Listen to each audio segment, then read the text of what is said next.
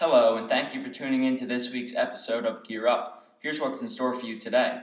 A new segment of the show, the Heisman Watch in college football. With the first regular season of the NFL coming up, I predict the Super Bowl winner, and a rookie pitcher comes close to throwing a no-hitter. I'm Michael Peters, and you're watching Gear Up.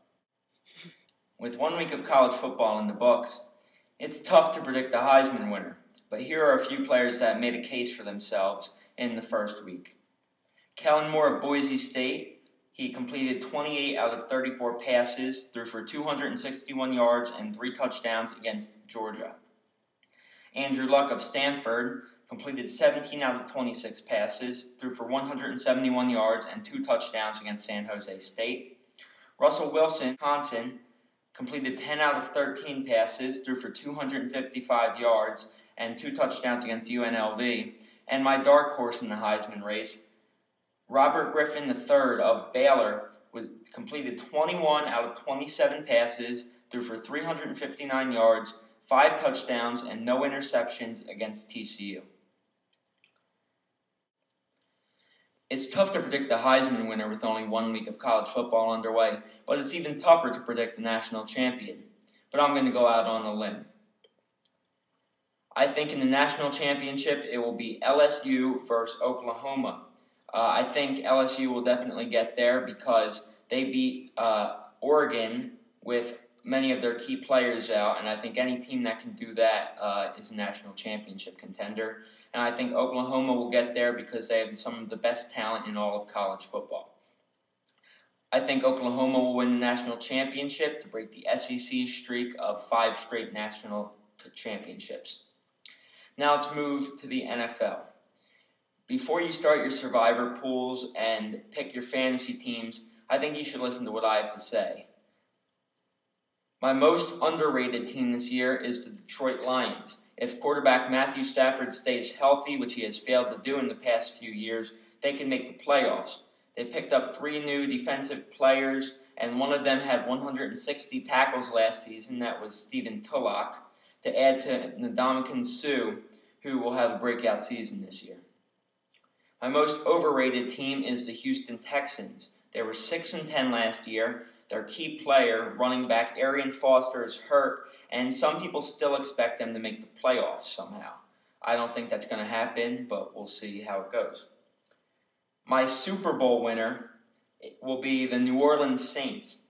They were 6th in total offense and 4th in total defense last year. They drafted Mark Ingram out of Alabama, and they picked up running back Darren Sproles to add to Pierre Thomas's running game. And also Drew Brees is one of the elite quarterbacks in the NFL, so I think they will win the Super Bowl. My game of the week this week. There are lots of good games, Colts at Texans, Steelers at Ravens, but my game of the week is the Saints at Packers. It's the first game of the regular season this year, and it contains the past 2 Super Bowl champions. And they could also meet in the playoffs this year. I think the Packers will win because they're coming off a Super Bowl championship season, and they're also playing home, and the momentum of the crowd will carry them to victory. Now let's move to some MLB news. Red Sox pitcher Josh Beckett sprained his ankle in the 4th inning of the Red Sox-Blue Jays game yesterday. The Blue Jays won 1-0 in 11 innings on a walk-off home run. White Sox pitcher Zach Stewart took a no-hitter into the 8th inning before allowing a leadoff double. He finished with a 1-hitter. He would have become the 21st rookie in MLB history to throw a no-hitter.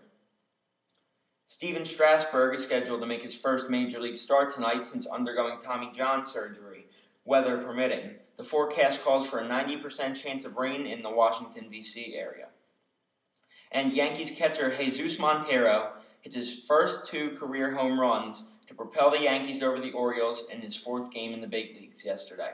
He's batting .385 with 5 runs and 3 RBIs since his debut against the Red Sox on Thursday. I'd like to introduce you to a new segment of my show, Mike Speaks Out. This segment will cover my opinions on controversial issues throughout the sports world. My first one will be expanding instant replay in Major League Baseball. Since the game of baseball began, Many changes have been made to enhance the safety of players and the entertainment of fans, but not many have been made to make the umpires' jobs easier, and they do have one of the toughest jobs on the field. Think about how many times instant replay could have helped the game of baseball if we'd used it earlier.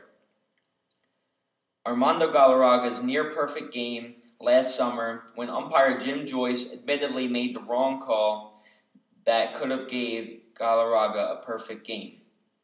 This year's July 26th game between the Pirates and the Braves that went into the bottom of the 19th inning, and the Braves were up with runners on second and third. The Braves batter hit a ground ball to the third baseman, who threw it home and had the runner out easily. But the umpire called the runner safe, and the Braves won the game. Umpires usually have to make decisions in a split second or two, and if the MLB expanded instant replay, it would help the umpires out and put less pressure on them. Instant replay would help the umpires so they could look at the play again and get the call right while not relying on their instant reactions or what they thought they saw. I'm sure fans wouldn't mind giving up a few minutes of a game to let the umpires watch the play over again, especially if it means that their team will have a fair shot at winning. I know we can't use instant replay for every key call in every regular season game, but why can't we use it for the key calls in the playoffs, especially if one call can determine who gets to take home the World Series trophy? Baseball is America's pastime, but we don't have to keep it in the past. In the future, why don't we make use of the technology that we have, make umpires' jobs easier, and get more calls right in key games, for the love of the game. Another new part of my show this week are my NFL predictions. Most of you have gotten an email with the link to the show and the predictions, but those who haven't can see them on my Facebook page under Gear Up Sports, or if you would like to receive them by email, you can email me at gearupsports24@gmail.com. These predictions include my predictions on every team's record, who will make the playoffs, and my Super Bowl champion. These predictions are not for gambling purposes. I am not responsible for any losses that you may have, but if you would like to throw me a bone on your winnings, you know where to find me. Thank you for watching this week's episode of Gear Up, and have a wonderful day.